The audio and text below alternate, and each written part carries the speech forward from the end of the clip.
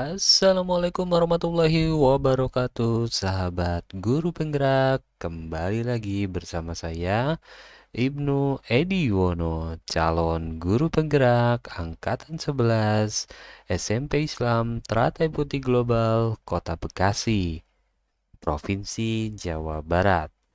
Dalam video ini saya akan memaparkan penerapan segitiga restitusi dalam bentuk kontekstual yang sudah dilaksanakan di sekolah. Segitiga restitusi merupakan proses dialog yang dilakukan guru atau orang tua agar dapat menghasilkan murid atau anak yang mandiri dan bertanggung jawab. Adapun tahapan dari segitiga restitusi yang pertama adalah menstabilkan identitas. Yang kedua, memvalidasi tindakan yang salah. Yang ketiga, menanyakan keyakinan kelas. Menstabilkan identitas dilakukan berdasarkan prinsip bahwa membuat kesalahan adalah bagian dari proses pembelajaran yang nantinya akan menggeser identitas gagal ke arah identitas sukses. Validasi tindakan yang salah dilakukan berdasarkan prinsip bahwa setiap perilaku berupaya memenuhi suatu kebutuhan tertentu, sehingga guru atau orang tua akan bergeser dari pemikiran stimulus respon menjadi proaktif, serta akan lebih mengenali dan mengakui kebutuhan murid atau anak. Menanyakan keyakinan kelas dilakukan dengan memberi pertanyaan-pertanyaan bermakna kepada murid atau untuk memunculkan motivasi secara intrinsik sehingga mampu mengaitkan keyakinannya dengan tindakan yang salah. Skenario kasus pertama.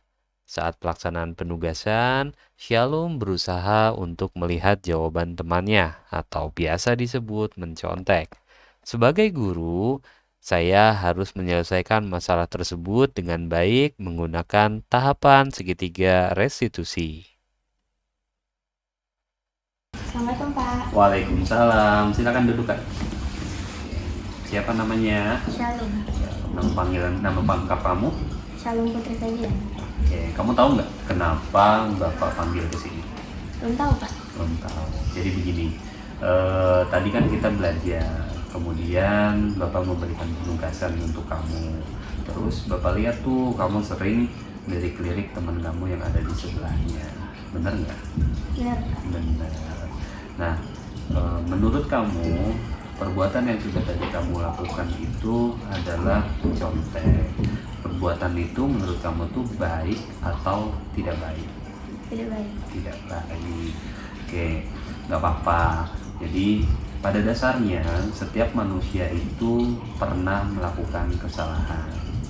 Nah, Bapak juga pernah melakukan kesalahan. Itu pasti di masa dulu Bapak SMP dan juga mungkin ketika sekarang sudah bekerja, Bapak pasti pernah melakukan sebuah kesalahan. Nah, yang kamu lakukan tadi itu adalah sebuah kesalahan karena kamu sudah mencontek pekerjaan teman kamu. Tapi Bapak yakin kamu pasti punya alasannya. Kamu bisa nggak jelasin ke Bapak apa alasan kamu tadi melirik jawaban teman kamu? Tadi saat Bapak menjelaskan saya kurang paham Pak. Kurang paham tadi ya. Lalu di bagian apa tadi kamu kurang pahamnya? Sifat-sifat perpangkatan. Di materi pas sifat-sifat perpangkatan. Jadi itu kamu kurang memahaminya ya. Oke, berarti Pak udah paham nih. Ternyata kenapa kamu melirik jawaban teman kamu itu karena ketidakpahaman kamu terhadap materi yang sudah Bapak sampaikan. Nah, menurut kamu tadi apakah karena Bapak kecepatan atau seperti apa? Karena saya kurang paham tadi sih Pak. Kurang ngerti. Oke, kurang mengerti. Nah, ada nggak solusi yang kamu tawarkan ketika kamu tadi kurang paham, sebaiknya itu kamu harusnya kayak gimana? Seharusnya saya bertanya ke Pak Ibnu. Betul. harusnya tadi ketika kamu memang sebelum Bapak memberikan penugasan, ketika Bapak menjelaskan kalau ada materi yang tidak kamu pahami, harusnya kamu bertanya sama Bapak.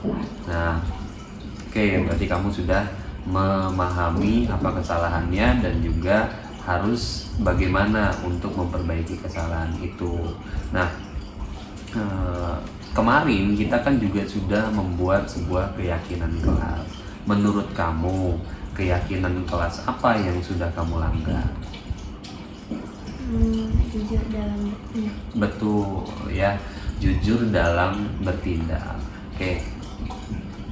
Menurut kamu kejujuran itu penting nggak sih ditanamkan ke dalam diri kita? Penting banget. Yakin nggak kita sebagai manusia itu harus menanamkan sifat jujur? Yakin ya, harus yakin itu, karena memang jujur itu adalah perbuatan yang baik gitu. Kalau kita dari kecil itu sudah berbuat tidak jujur, maka ke depan mungkin kita akan terbiasa karena perilaku tersebut. Oke, terima kasih. Sekarang gini, untuk memperbaiki itu tadi kamu sudah ada solusinya. Berarti kamu harus bertanya, dan Bapak juga mungkin nanti akan menanyakan kepada murid-murid yang lain juga apakah materi yang sudah Bapak sampaikan bisa dimengerti atau tidak. Nah, selanjutnya kamu nanti kembali ke kelas, kemudian minta maaf sama teman kamu yang memang sudah tadi kamu conteksi jawabannya. Paham ya? Ya. Dan jangan diulangi lagi untuk di penugasan ataupun ujian-ujian yang berikutnya. Oke, itu aja dari Bapak. Kamu masuk ke kelas ya. Terima kasih. Ya. Terima kasih. Assalamualaikum. Assalamualaikum. Waalaikumsalam warahmatullahi wabarakatuh. Skenario kasus kedua. Saat kegiatan pembelajaran matematika berlangsung, setelah jam istirahat pertama, ada siswa yang datang terlambat masuk ke dalam kelas. Sebagai guru, kita tetap memberikan hak murid untuk mengikuti pembelajaran dan menasihatinya dengan tahapan segitiga restitusi.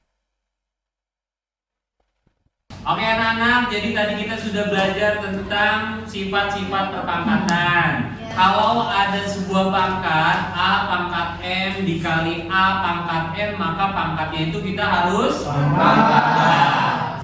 Assalamualaikum. Waalaikumsalam. Dari mana aja jam segini baru masuk? Habis 5 PH, Pak. Oh gitu. Ya silakan duduk. Nanti habis jam pelajaran ke ruangan Bapak ya. Ya, Pak. Jelasin kenapa tadi kamu.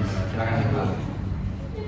Oke, kita lanjutkan. Nah, setelah nanti belajar sistem. Assalamualaikum, Pak. Waalaikumsalam. Silakan duduk, Bar. Oke.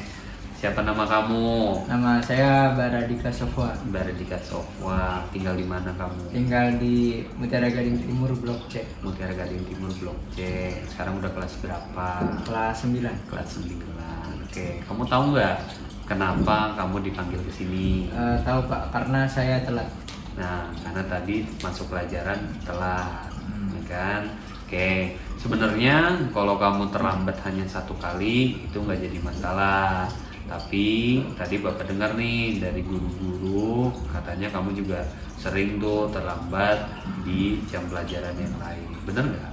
Bener, Pak. Bener ya. Nah, pasti juga kamu pasti ada alasannya nih, kenapa sih kok kamu bisa datang ke kelas itu terlambat tuh.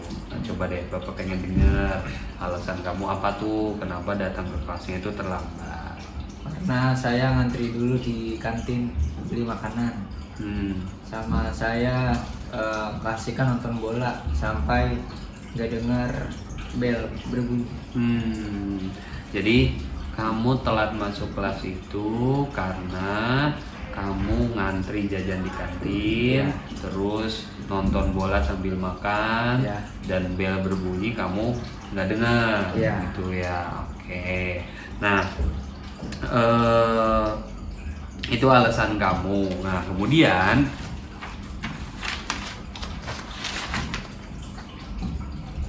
biasanya jajan apa di kantin? Jajan makanan dan macam-macam lah. Macam-macam ya.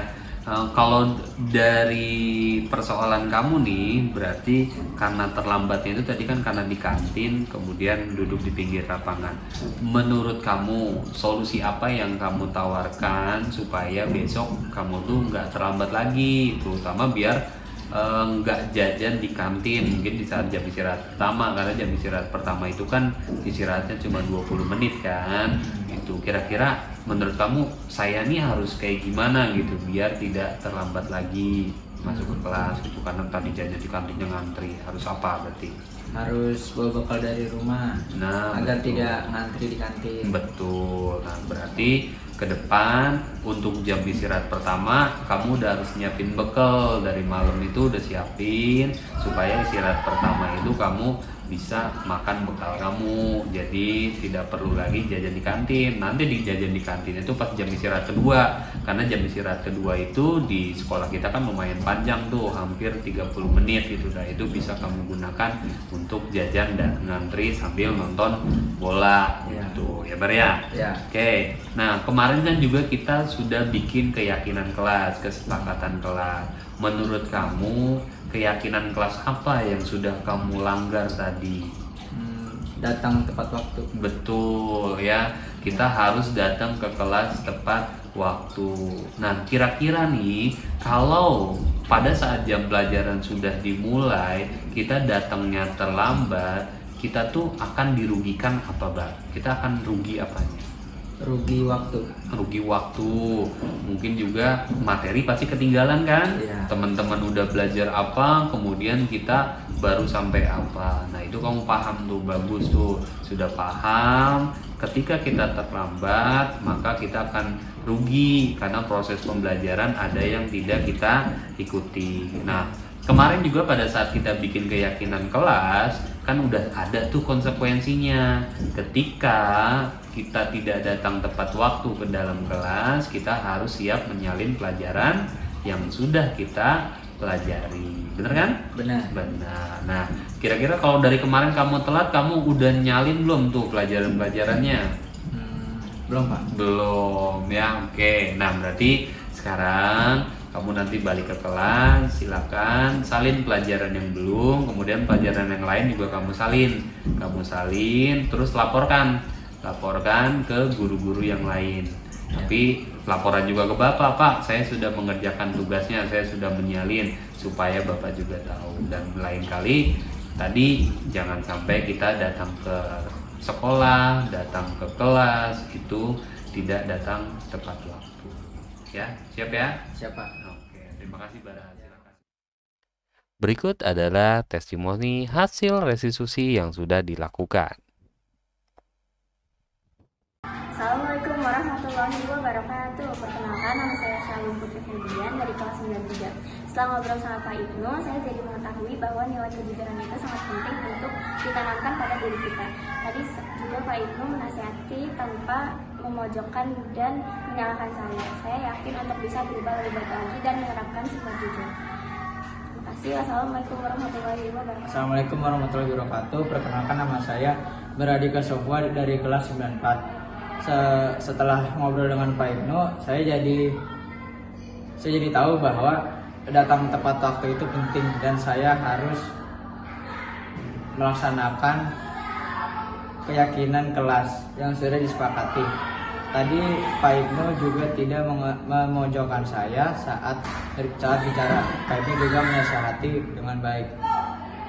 Wassalamualaikum warahmatullahi wabarakatuh. Kesimpulan pada demonstrasi kontekstual kali ini adalah penanganan kasus yang dilakukan guru dengan pendekatan segitiga restitusi diharapkan guru dapat memposisikan dirinya sebagai seorang manajer dengan mengajukan pertanyaan-pertanyaan bermakna yang membuat murid lebih mandiri, percaya diri, dan bertanggung jawab. Demikian video demonstrasi kontekstual modul 1.4 budaya positif. Semoga video ini bisa bermanfaat dan kurang lebihnya mohon maaf. Wassalamualaikum warahmatullahi wabarakatuh.